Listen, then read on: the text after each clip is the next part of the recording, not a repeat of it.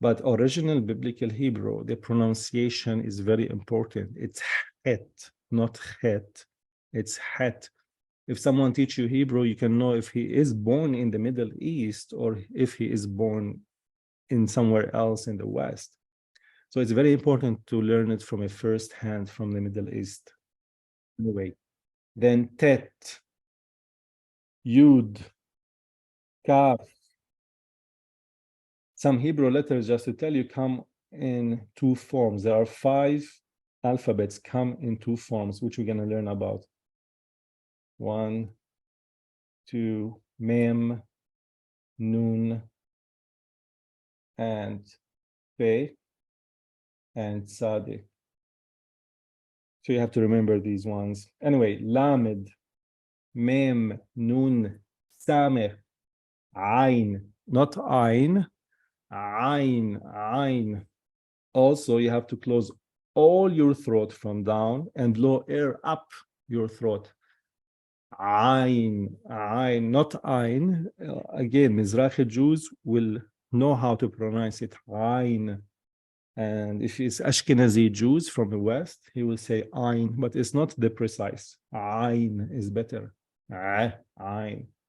Then pe, then tzadeh, kof, resh, sin, shin, tav. Now, actually, there are 22 letters, but I said 23 because there's sin and shin.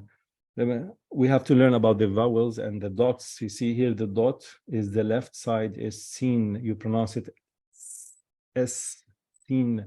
But if it's on the right side, you pronounce it shin. This is why I said there's 23 letters. All right, so this is each different letters. So we're going to practice each one and we're going to learn about each one later. This is only just to give you a big picture. As I mentioned, there are 5 final forms. Only 5 letters are written differently. Only at the end of the word will have a different shape, only in the end. So at the beginning and the middle stays the same. So we have kaf, sofit we call it, kaf sofit. This is how we write it. In the middle and in the front, we write it like this. Again, we're going to learn all of that. Then we have mem sofit at the end. In the middle and the front, we write it like this. Then we have nun sofit. This is how we write it in the end, like this, in the end. And then we have in the middle and at the beginning of a word. Then we have pe sofit, pe or fe sofit. And we're going to learn the differences between the pe and the fe, which is the dagesh, the dots, which we're going to learn about. All right. And then we have the tzadeh sofit, the final. Sofit in Hebrew means final, the last letter. So these characters are completely different. You will need to write them out again and again in order to remember them. And only 5, all right? Only 5. It's very simple. Then we have 6 letters with the dagesh. Dagesh is the dot, all right? The dot in the middle.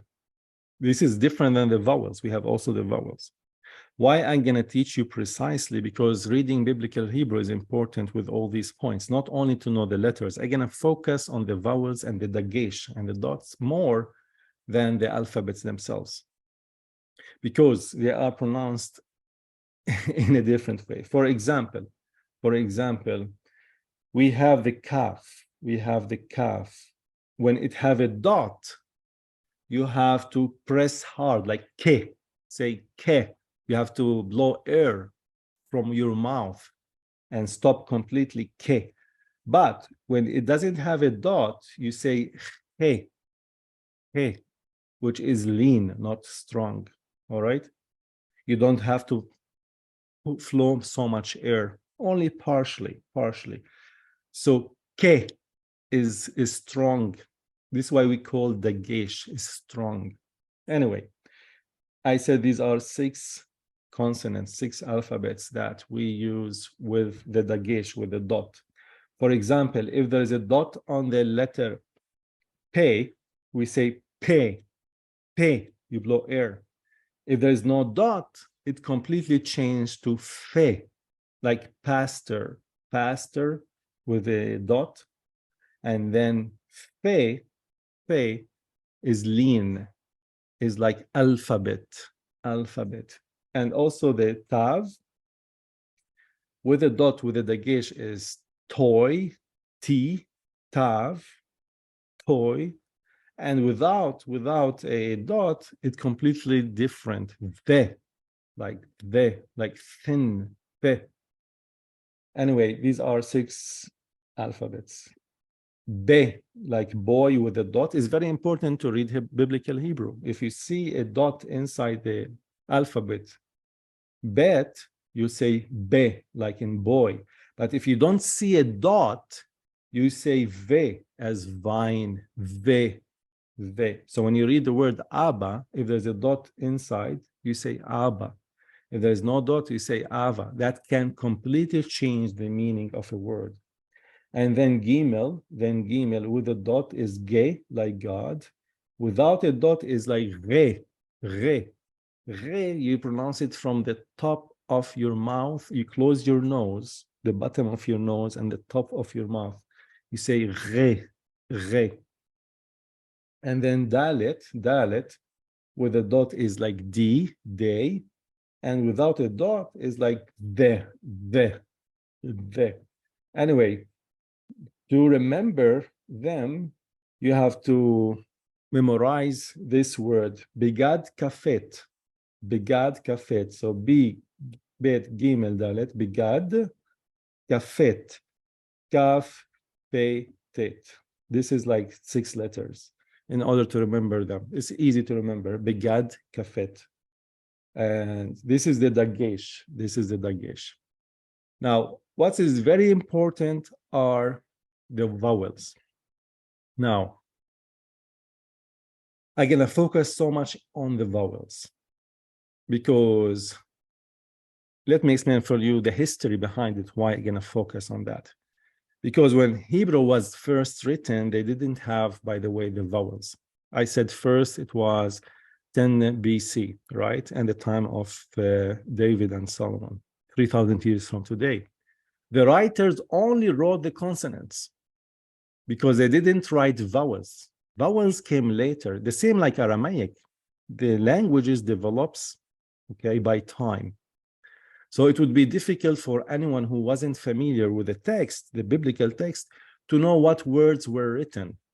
So their solution to this difficulty was to add vowels. And the vowels did not look like this. They looked like letters before, all right? Like A, they used Aleph, Aleph, A. And then the later stages, in the 9th till the 6th century BC, they only added vowels at the end of the words also. And the new vowels were simply the consonants. And we call each of these vowels, like in Latin, later in modern, it's called mater lectionis, which is Latin for reading mother. Mater lectionis. Anyway, this is only a terminology, just the history behind it. Like a mother helps her child to read. So this is the original of why the vowels is added to help to be precise. So these letters and the vowels help us to understand and read in a precise way. And then there's another stage that Hebrew came later in when they went to exile, the Babylonian exile, and then they began to use like words in addition to the end of the word. They can use more vowels in this stage.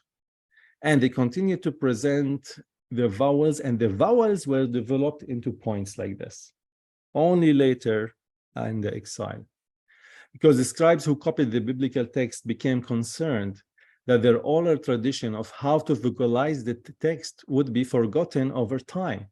And in the final stage, I'm talking about 7th century, later also, from the 7th century to the 9th century, Finally, they agreed to develop a system of points to present each vowel. So this way, the oral tradition could be recorded in more details and more precise. By the way, there are different vocalizations. These are only, I'm giving you the 5 major vowels. At this stage, I will teach you the major vowels. But what is important is most of the vowels were widely used in the Tiberian tradition, which is the school by the Sea of Galilee. And that was in between the 7th and 9th century AD. Anyway, that's only an introduction. But vowels are so much important to understand because each word with the different vowels in the Bible, in the Old Testament, will have different meanings. To summarize, in ancient times, who wrote the scripture, they know the language, but they wanted to preserve it for later generations to pronounce it the right way, and the system of the vowels came. So there are long vowels and there are short vowels, all right? What are vowels? Vowels are not letters at this stage. They used to be letters, but now they changed. They are sounds. Vowels are added like dots or dashes. You see dots or dashes below a letter or to the side of the letter or to the top of the letter. It depends. So the vowel system in Hebrew, we call it nikud. Nikud. Nikud literally means points, a vowel system. So it's a form of dots or lines written mostly under the word. But I'm gonna pronounce for you the 5 vowels, and this is at this stage you need to learn. You don't need to learn the words in Hebrew, what is the word of each vowel, but I'm gonna give it to you. So we have 5 vowels: A, E, E, U, O. All right. I'm gonna pronounce the ones in like this. If you write a dash and then another dash below a alphabet, it's called kametz gadol, long. We say ah. If it was only a dash below a letter alphabet, we say ah. In Hebrew, it's called patah, patah. Now, a, like pen. The 2 dots make it long. A, 3 dots make it short. Of course, under the letters. This is called sere in Hebrew, and this is called segol. E, the vowel E, it's a dot, okay, below a letter. It's called herke gadol. Also, a dot under a letter, we call it herke katan, also a dot. Then we have O, like yellow, O. So if it is above a dot, long, we say O, long. But if it's like this shape, also below a letter, alphabet, we say only short, O, O. Kametz katan, we call it.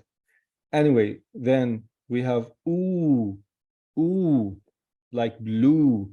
U, it will be a dot in the center of a letter. Shurek, we call it shurek.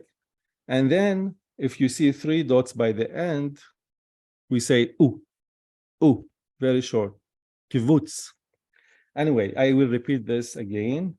A, 5 vowels. A,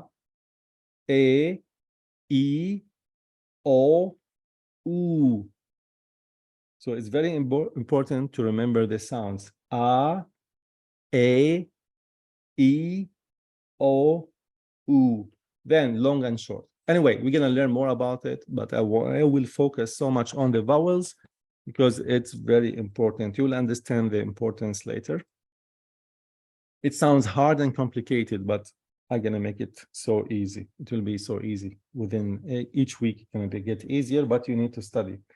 Anyway, also there's a numerical value for each alphabet from 1 to 400, all right? To 400.